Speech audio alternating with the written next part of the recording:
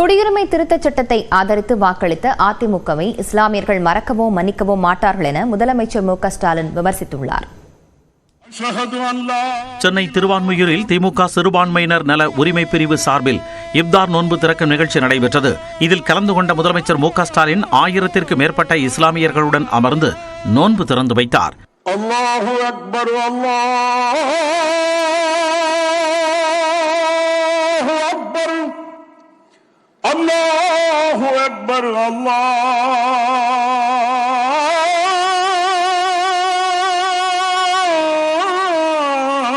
நிகழ்ச்சியில் பேசிய முதலமைச்சர் மு.க.ஸ்டாலின் இஸ்லாமியர்கள் நலனுக்காக திமுக கொண்டு வந்த திட்டங்களை பட்டியலிட்டார்.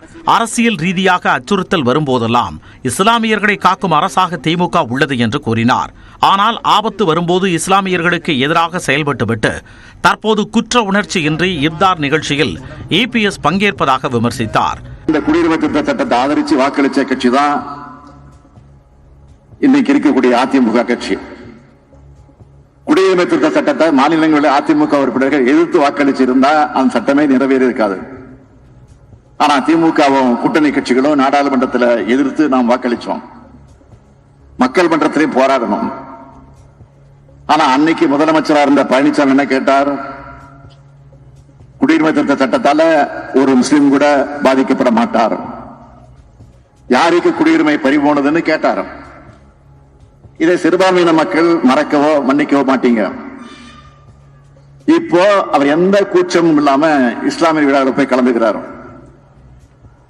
ஆபத்து வரும்போது இஸ்லாமியர்களுக்கு எதிராக செயல்பட்டு விட்டு அந்த குற்ற உணர்ச்சி இல்லாம இப்படி சிலர் இப்தார் விழாவில் கலந்துக்கிறாங்க. வக்பு வாரிய சட்ட திருத்தம் மூலம் இஸ்லாமியர்களின் உரிமைகளை பறிக்க நினைக்கும் பாஜகவின் சதி திட்டங்கள் நிறைவேற திமுக ஒருபோதும் அனுமதிக்காது என்று முதலமைச்சர் உறுதிபட கூறினார். இப்போ கூட வக்பு வாரிய சட்ட திருத்த மசோதா இந்திய அளவில் பேசும் பொருளாக இருக்கு. சிறுபான்மையின மக்களுடைய உரிமையை பறிக்கிற நோக்கத்தோடு பாஜக இதை கொண்டு வர பார்க்கிறாங்க. அதையும் நாடாளுமன்றத்தில் மிக கடுமையா எதிர்த்து குரல் எழுப்பிக் கொண்டிருக்கிறது திமுகவும் அவருடைய கூட்டணி கட்சிகளும்.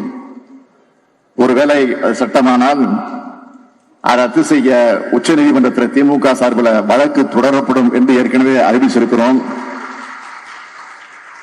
பாஜக அரசோட சதித்திட்டங்கள் நிறைவேற திமுக ஒருபோதும் அனுமதிக்காது. இஸ்லாமியர்களின் சமூக உரிமைகளை நிலைநிறுத்தி அவர்களுக்கான காவல் அரணாக திமுக நிற்கும் என முதலமைச்சர் தெரிவித்தார்.